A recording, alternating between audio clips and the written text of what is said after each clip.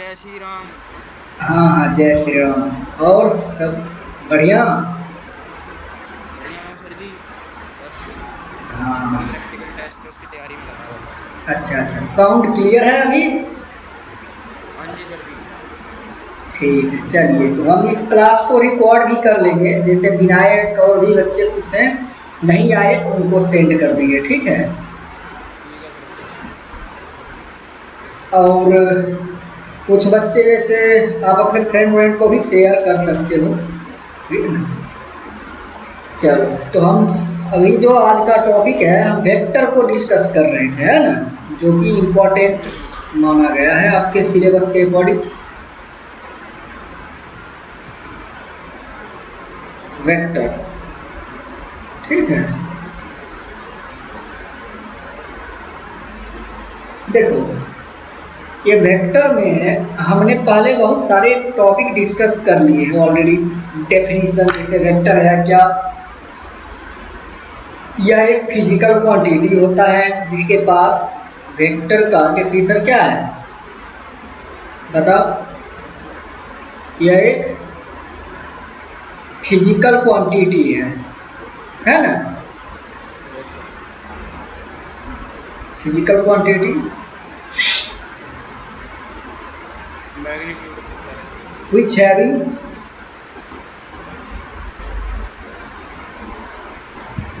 magnitude as well as direction। इतना clear.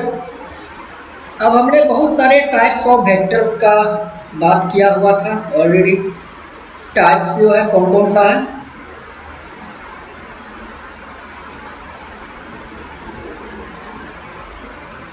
अच्छा, एक चीज, वेक्टर को ऐसे डिनोट किया जाता है, ठीक है, ऐसे।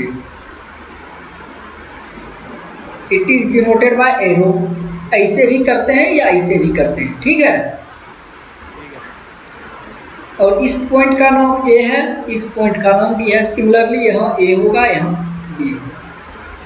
भाई ये बात आपको सोचना पड़ेगा। ए जो है यहाँ का पॉइंट है, इसको बोलते हैं इनिशियल पॉइंट, और बी को बोलते हैं फाइनल पॉइंट। समझते हैं। ए को बोलते हैं इनिशियल पॉइंट, बी को बोलते हैं फाइनल पॉइंट। ए भी समझ में आया। चलो, अब टाइप्स ऑफ वेक्टर आप लोग को पता ही है कौन कौन सा टाइप है। बताओ, लास्ट क्लास में बताए थे ना हम लोग। सर वो एक यूनिट वेक्टर होता है। यूनिट वेक्टर जिसका मैग्नीट्यूड 1 हो। वन हो।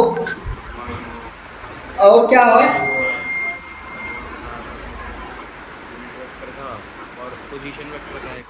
हाँ पोजीशन वेक्टर था हाँ। और एक जीरो वेक्टर बताया था। कौन सा हम्म। था इनमें से? Zero vector. कौन सा। Sir zero vector, zero. हाँ, जीरो वेक्टर क्या होता है। सर सर जो जीरो पे मतलब सारे जोड़ देते हैं। नहीं, जिसका मैग्नीट्यूड जीरो हो जाए, जीरो। हाँ सर वही। तो सारे डिफरेंट डिफरेंट वेक्टर्स की भी बात हम लोग कर चुके हैं। एक बताया था इक्वल वेक्टर, मतलब दो वेक्टर का सेम मैग्नीट्यूड हो और डायरेक्शन भी सेम हो तो बोलते हैं इक्वल वेक्टर। एक होता है अपोजिट वेक्टर।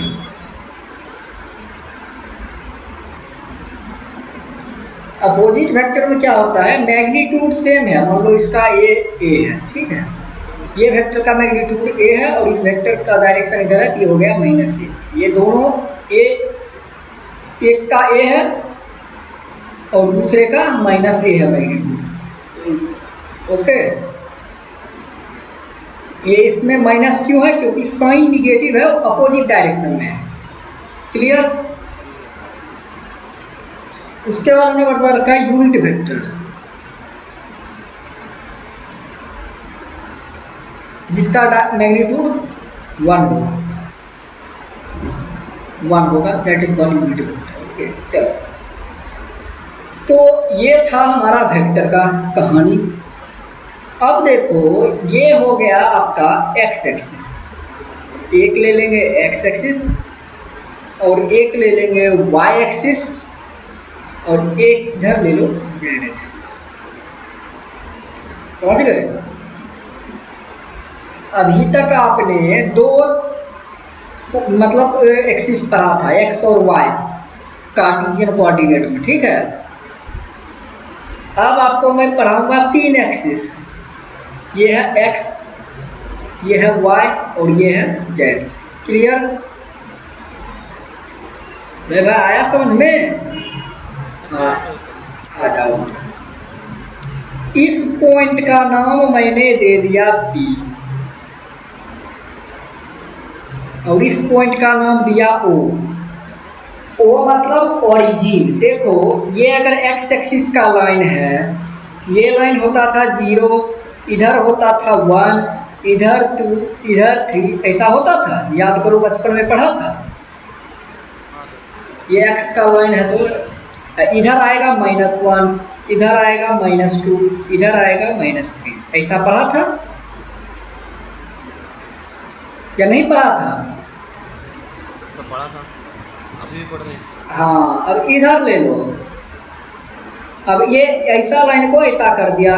अब यहाँ पे ये 0 होगा तो इधर वाला ऊपर वाला होता है +1, इधर 2, इधर 3, ऐसे। नीचे वाला फिर इसका उल्टा हो जाएगा, माइनस, इधर आता है -1, इधर आएगा -2, इधर आएगा -3। आपने पढ़ा था? पढ़ा था ऐसा? सर। याद आया? हाँ सर। अब क्या करो, इसको और इसको ऐसे मिला दो, दोनों लाइन को। इस पॉइंट पे ये पॉइंट और ये पॉइंट मिला दिया मैंने। यहाँ पर ये x का वैल्यू कितना है 0 और y का वैल्यू 0। इस पॉइंट पे 0 होगा। अब कहीं भी पॉइंट मानो यहाँ पे लिया, ये पॉइंट, ये इधर y का एक आएगा, इधर x का एक आएगा, x y, ऐसा ही चलता था ना कोऑर्डिनेट में।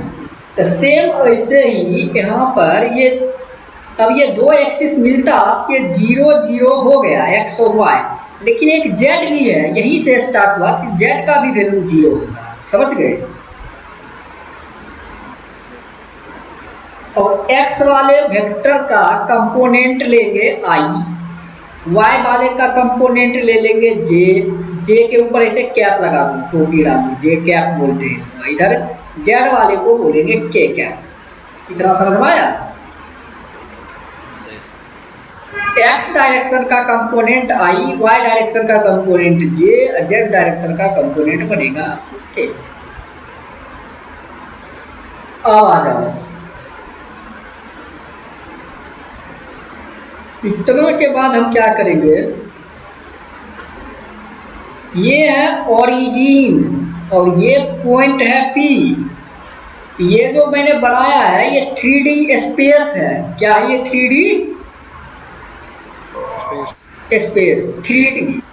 3D में मैं बोलूंगा कि कहीं पर एक पॉइंट लिया P और इस पॉइंट पे इसका वैल्यू कितना होता है, जैसे x y y होंगे तो यहाँ पे x y, एक और आएगा z। क्लियर? ठीक है।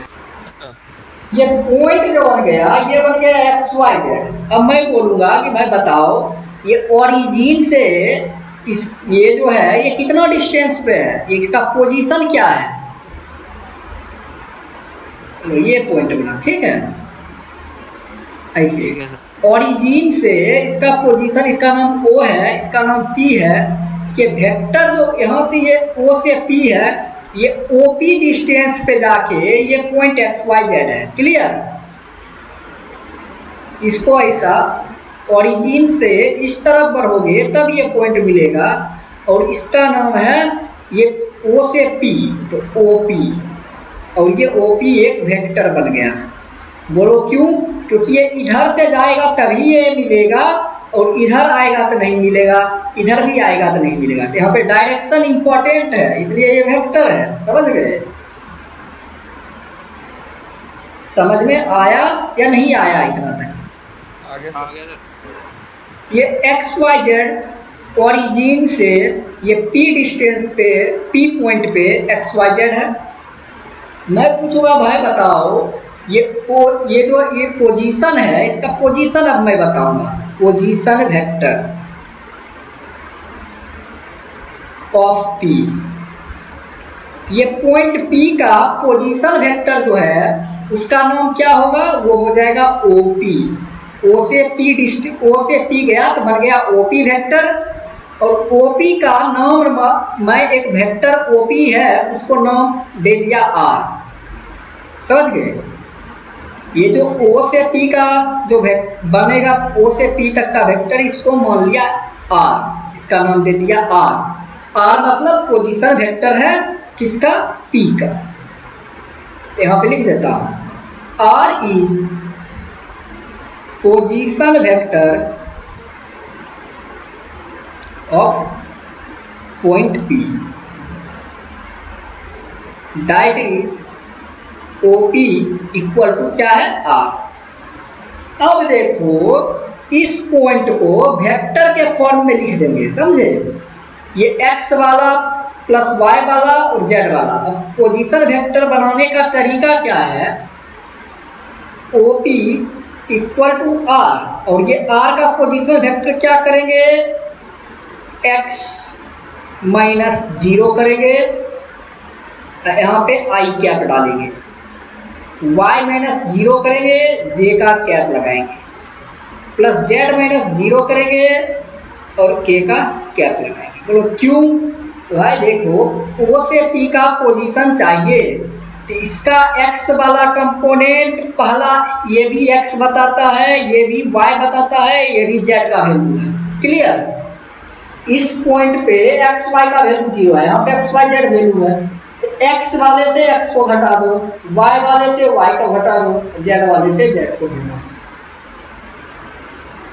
क्लियर? आया समझ में या नहीं आया? और ये x का कंपोनेंट है तो i लिखूंगा, दूसरा y का बनाया इसलिए j लिखा, तीसरा z का है इसलिए k लिखा। यहां तक कोई कंफ्यूजन है तो बताइए।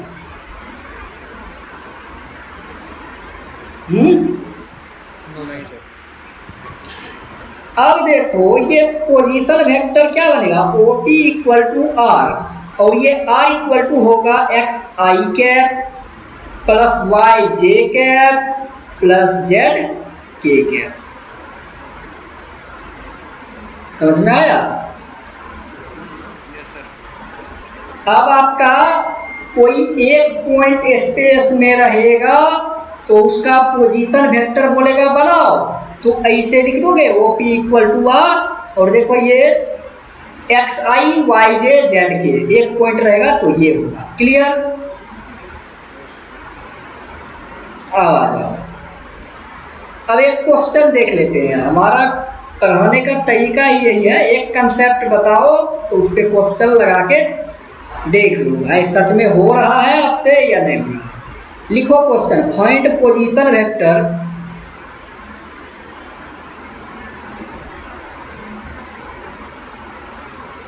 Of point P। Clear? Find position vector of point P in space given as, P का वैल्यू दे दिया है 4 6 5। लो भैया ये हो गया आपका x, ये हो जाएगा y और ये हो जाएगा z। समझ में आया वेक्टर? ये i कैप डालो, इधर y कैप डालो, y है तो इधर j कैप डालो, इधर z है तो k कैप डालो। एक पॉइंट यहाँ पे ले लो P और इसका नाम दे दो कितना है 4 6 5। अब यहाँ से देखो ये बन गया ओरिजिन OP। क्लियर? समझ में आया? ये ऐसे ही बनेगा, पर लाइन टेढ़ा हुआ इसलिए मैंने इरेज किया इसको। लो ये अब आपका बन जाएगा OP इक्वल टू R। अब इसका R का पोजीशन वेक्टर जो बनेगा वो बनेगा 4i plus 6j plus 5k। बोलो क्यों? ये 0 यहाँ पर 0 0 0 था तो माइनस क्यू ने किया तो 4 से 0 माइनस करेंगे तो 4 हो जाएगा, 6 से 0 माइनस करेंगे तो 6 हो जाएगा। इसलिए मैंने डायरेक्ट ही आंसर लिख दिया। और ये आर आपका क्या हुआ, पोजीशन वेक्टर। अब आ जाओ, ये पोजीशन वेक्टर यहाँ लिखा ना आपने आर का, जैसे पहला क्वेश्चन में किया था, पहला डेरिवेशन बनाया ना यहाँ पे ओपी पोजीशन वेक्टर। अब मैं पूछूंगा कि ओपी का जो ये आर है, इस आर का मैग्नीट्यूड कितना है, समझ गए। मैग्नीट्यूड का मतलब डिस्टेंस, तो मैग्नीट्यूड का फॉर्मूला जो है आर के अंदर में इसको मॉड लगा दो, ये हो गया मैग्नीट्यूड। और ये इक्वल टू होगा आपका root under x square plus y square plus z. ये है मैग्नीट्यूड का फॉर्मूला, लिखो। सर मैं एक चीज कह रहा था, हाँ मैं कह रहा था सर ये आपने वैसे लास्ट क्लास में करा तो दिया था, आप कह रहे थे कि इस बार इंटरनल रेशियो और एंगल निकालना। अरे भाई वो भी बता रहा हूँ, सबर रखो, पहले ग्राफ पे नहीं प्रेजेंट किया था ना हमने, ऐसे ही आपने जो आखिरी सवाल है उस पर करा रहा था मैं, लेकिन उसमें चीजें क्लियर है नहीं, उस समय आपको समझ में नहीं आया। हाँ, पोजीशन है क्या आपको समझ में नहीं आएगा और भूल जाओगे, प्लस का माइनस कर दोगे। अब ये एक पॉइंट के लिए मैंने मैग्नीट्यूड निकाल दिया, अब इस क्वेश्चन में मैग्नीट्यूड निकाल सकते हो। अब पूछूंगा इसी में, बताओ मैग्नीट्यूड कितना होगा आर का। मैग्नीट्यूड आपका हो जाएगा कितना, 4, ये है पोजीशन वेक्टर, इसका 4 का स्क्वायर 6 का स्क्वायर प्लस 5 का स्क्वायर। अब इसको सॉल्व कर लेना, ये आ जाएगा मैग्नीट्यूड। यहां तक क्लियर हुआ या नहीं हुआ, ये बताओ। हुआ सर, हुआ। अब आ जाओ, अब अगला पॉइंट, ये हो गया मैग्नीट्यूड का। अब एक पॉइंट से रहेगा तो ठीक है। अब पोजीशन वेक्टर बिटवीन 2 पॉइंट बताएंगे, समझ गए। पोजीशन वेक्टर 2 पॉइंट, हम उसका डेरिवेशन नहीं करेंगे, प्रॉब्लम कैसे सॉल्व करना है वो सिखाएंगे, डेरिवेशन आएगा भी नहीं आप लोगों को एग्जाम। ये x है, ये y है, ये z है।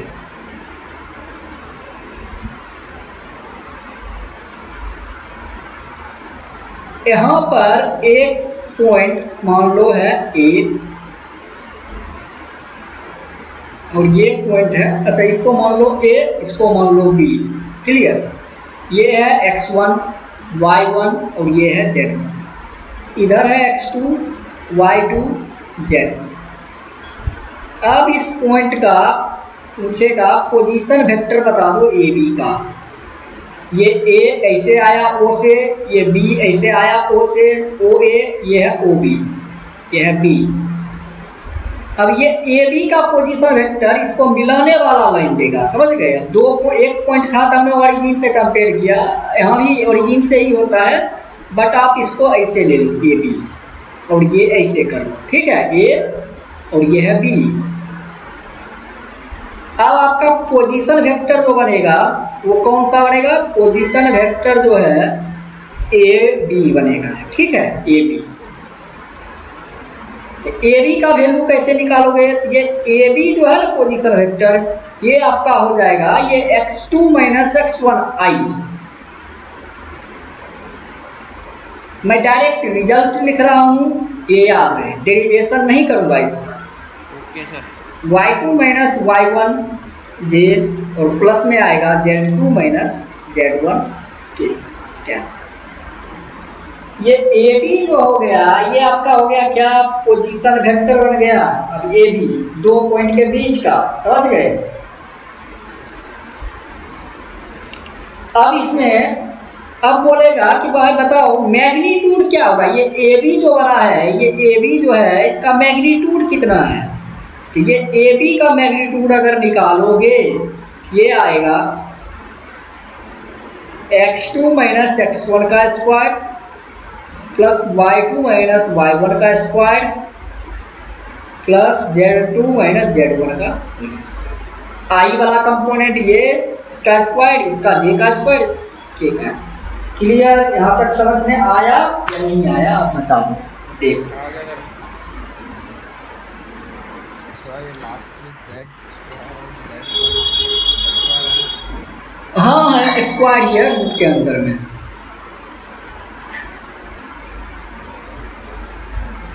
ये हो गया मैग्नीट्यूड। इसके ऊपर अगर क्वेश्चन आ जाए, मान लो आपको पूछेगा find position vector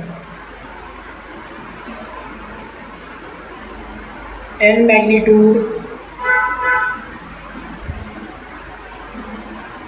of A B where A point आपको दिया है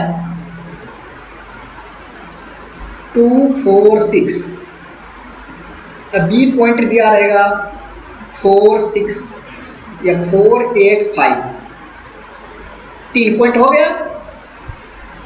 तो देखो पहले ये आपका होगा x1, ये होगा y1 और ये होगा z1, ये होगा x2, ये होगा y2, ये होगा z1। क्लियर? अब आ जाओ, पोजीशन वेक्टर बनाना है ना ए बी का। पोजीशन वेक्टर यहाँ पे लिख लो, ऐसे करो, position vector of A B.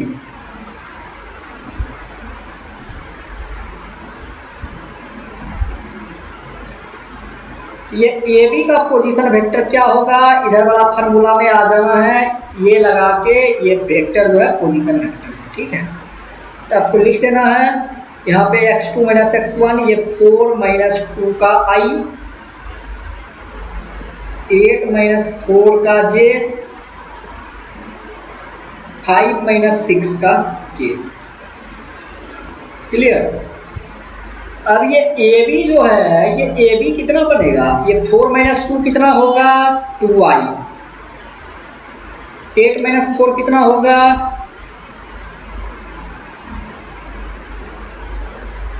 8 minus 4 होगा और इंटू में जे है तो जे कैप हो गया। 5 माइनस 6 करोगे तो ये -1 के कैप बनेगा।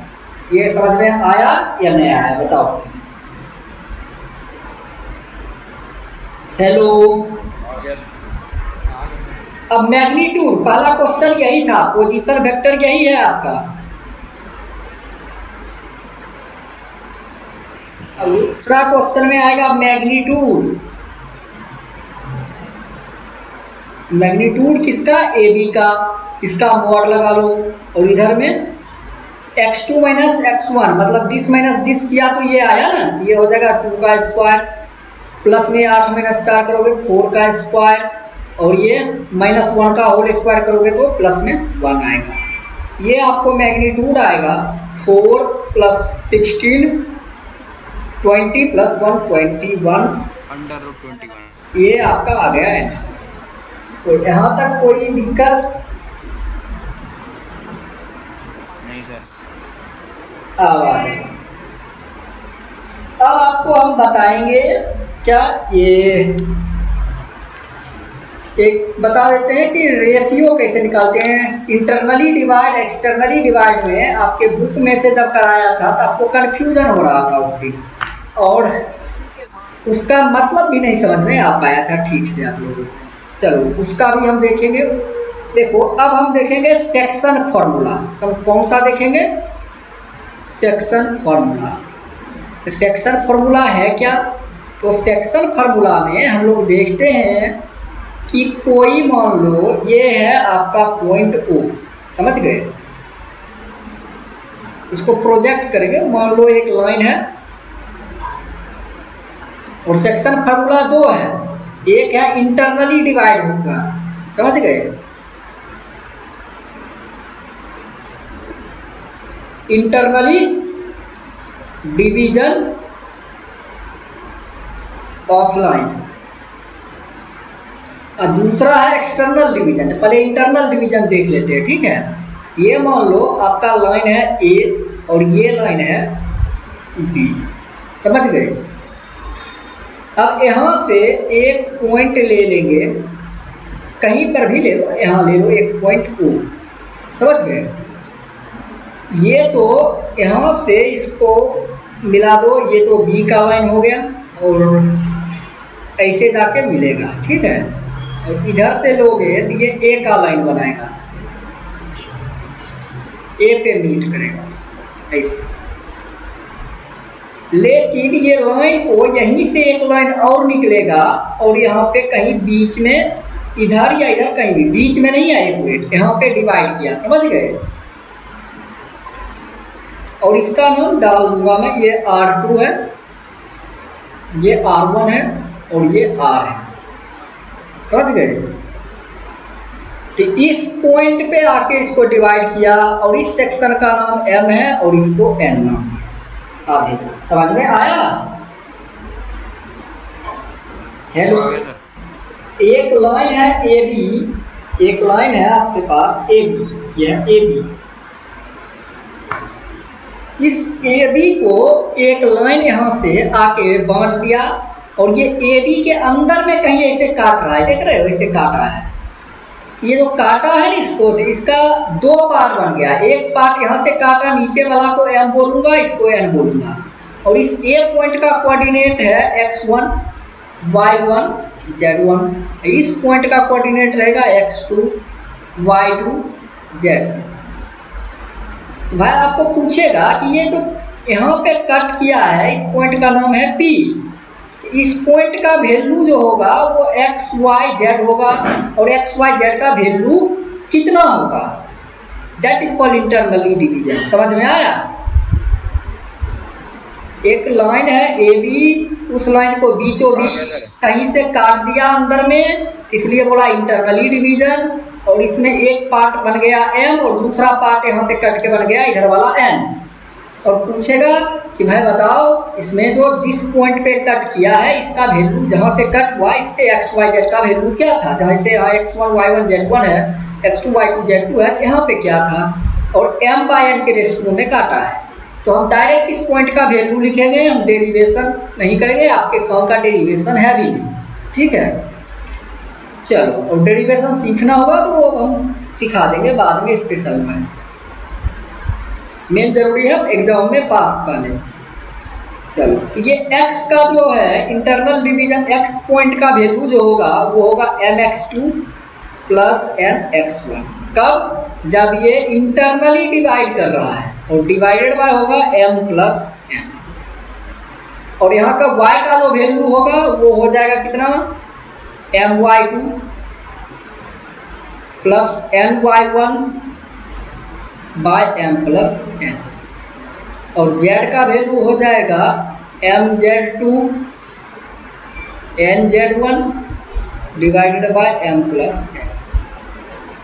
यहाँ तक कोई दिक्कत? आ गया समझ में सर। अंशु आपको आया? Yes sir. अब इसके ऊपर हुआ क्वेश्चन, वो क्वेश्चन भी आपको करना पड़ेगा।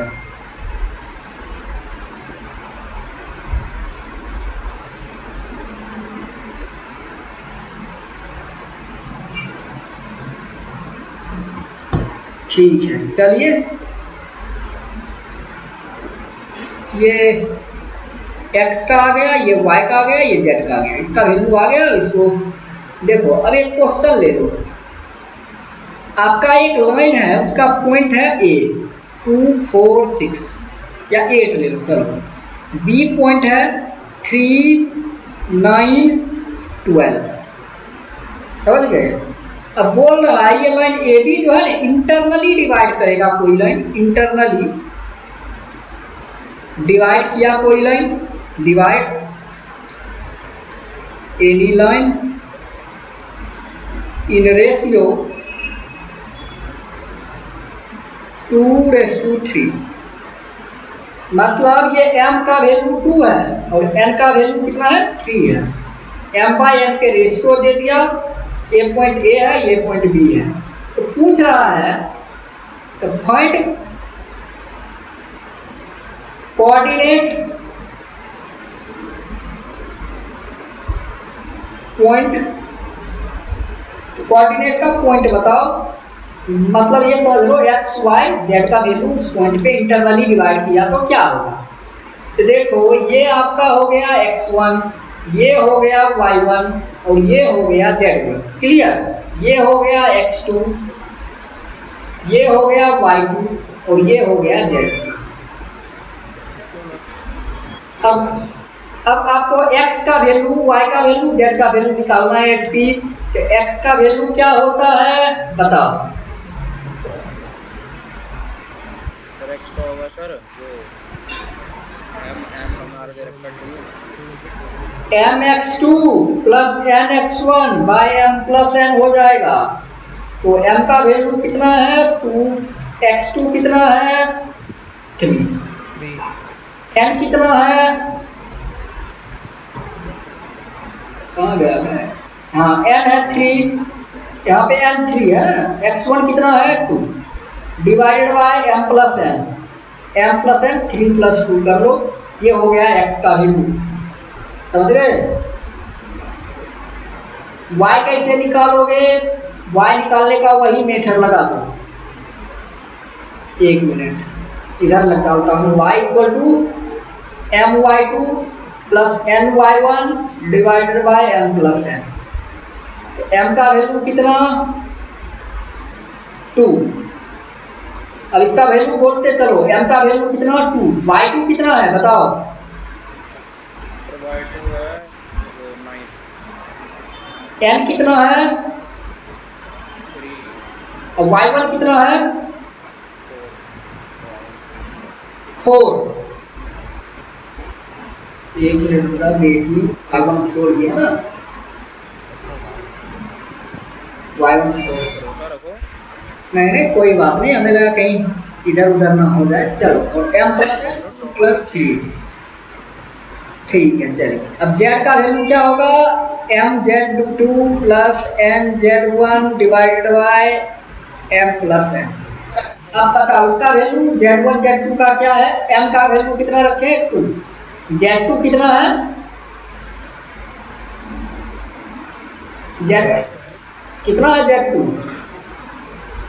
12, n3 है, z1 कितना है 8, 8 हाँ डिवाइडेड बाय 2 प्लस 3। भाई इसको सॉल्व कर लो, इसका वैल्यू एक आएगा, एक y का आएगा, इधर z का आएगा, x का आ जाएगा। ठीक है, समझ में आया या नहीं आया। आगे अब देखो ये m बाय n के रेशियो में डिवाइड किया तब था। अगर मैं बोलूंगा यही लाइन ऐसे है, सर एक चीज पूछनी थी।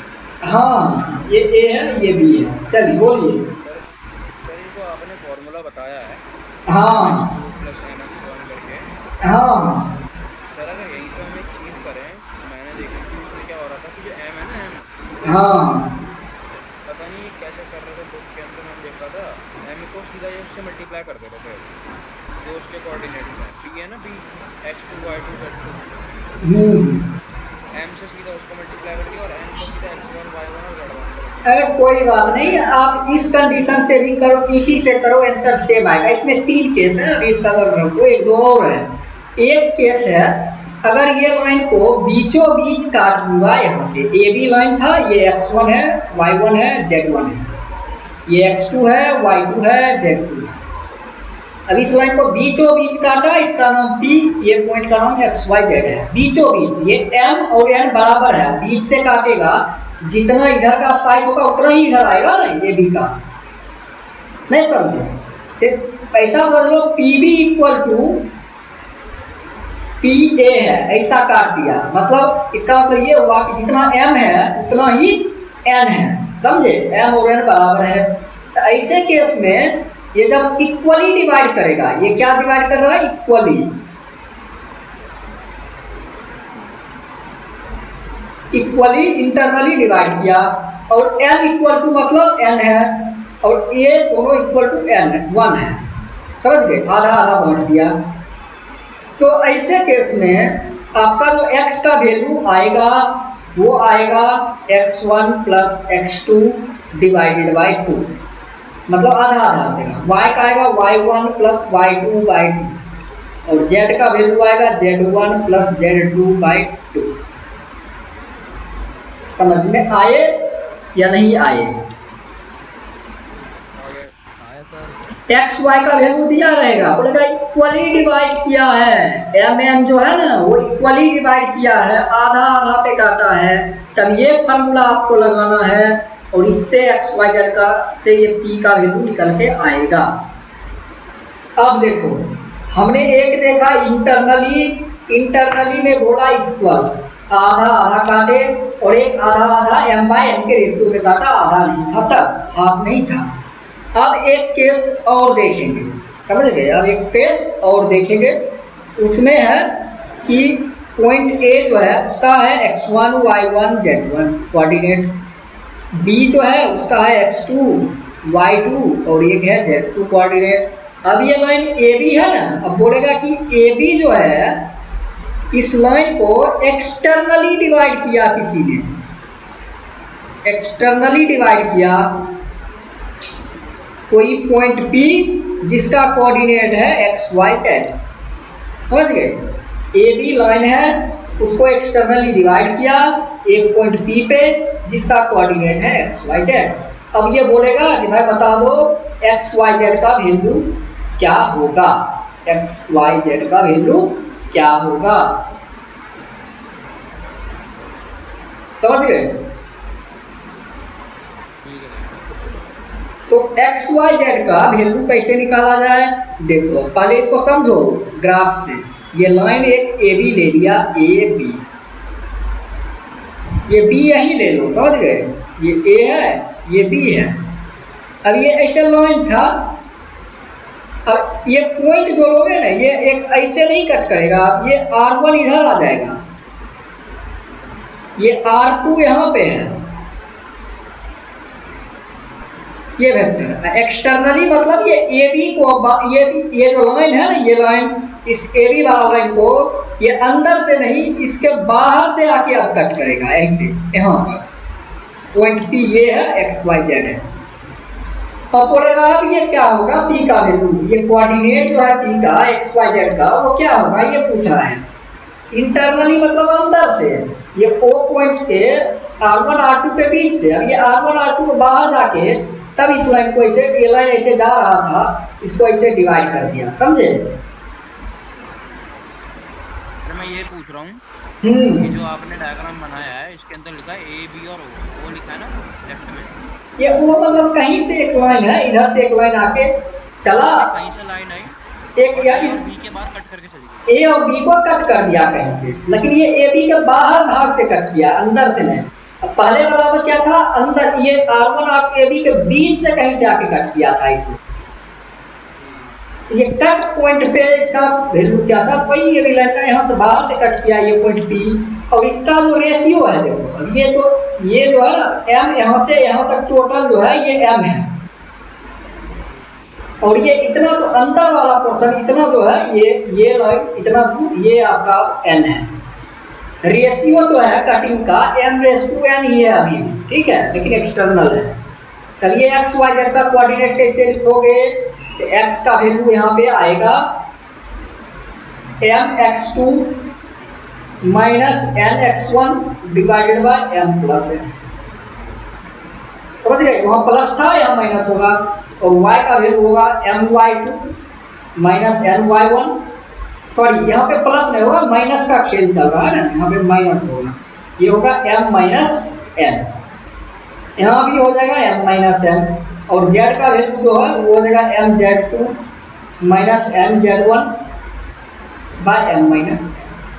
ये दिख रहा है क्लियर, एक z वाला ढका गया, कवर हो गया मेरे पीठ के पीछे है ना। z का वैल्यू अगला में लिख देता हूँ m z2 minus nz1 by m minus n, y2 minus ny1 m minus n। तो इस तरीके से इसको सॉल्व करना है, और इस टाइप के एक दो क्वेश्चन मैं आपको भेज दूंगा, उसको सॉल्व करना है। बाकी हम आज इतना रखते हैं, अगले में डायरेक्शन कोसाइन डायरेक्शन रेशियो करके एक आध टॉपिक जो बचेगा उसको फिनिश कर देंगे, समझ गए। मैं ये कह रहा हूँ हाँ, डायग्राम दिखाना अपना, और इतना के ऊपर आरडी फारडी जितना भी बुक है वो सारे लगा देना क्वेश्चन, और इस लेवल तक का सारे क्वेश्चन आपके बन जाएंगे।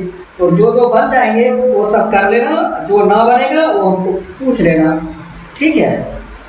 तो हम एक क्लास और लेंगे, उसमें एक से 2 क्लास चलेगा और ये वेक्टर हो जाएगा आपका पूरा। बाकी प्रैक्टिस करना है इस पे।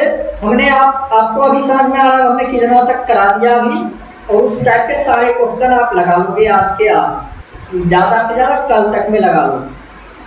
सर मैं ये कह रहा हूँ, हाँ क्या कहते हैं, ये जो आपने डायग्राम बना रखा है, हाँ इसके अंदर जो A से लेके P तक का है वो M है, और P से लेके P तक का वो N है ना? हाँ ये एन है। ठीक है सर। टेक्स्ट बाहर की ओर डिवाइड किया है। ये डायग्राम आपको आर डी शर्मा में नहीं था, वो जो बुक आपने DSU वाले लिए है आर डी शर्मा का, उसमें डायग्राम में है, इसलिए आपको समझ में नहीं आ रहा होगा। तो आपको अगर अभी भी इसमें कोई क्वेश्चन में दिक्कत आए तो आपको हमें पूछ सकते हो, मैसेज में डाल सकते हो या कहीं, ठीक है।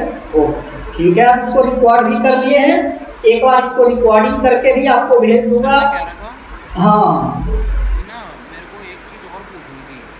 बोलिए। मैंने ना वो देखा था क्वेश्चन, मैं आपको भेज रहा हूँ, ओके फिर कैसे होगा ये भूल जाता, ये बता दो मुझे। ठीक है, वो कर देंगे। बाकी इसका हो गया, इसका क्वेश्चन करना है एक बार सारे, और रिकॉर्डिंग देख लेना है। बाकी हम लोग कुछ डाउट रहे तो हम तो ही, ठीक है, सेंड करिएगा, वो देख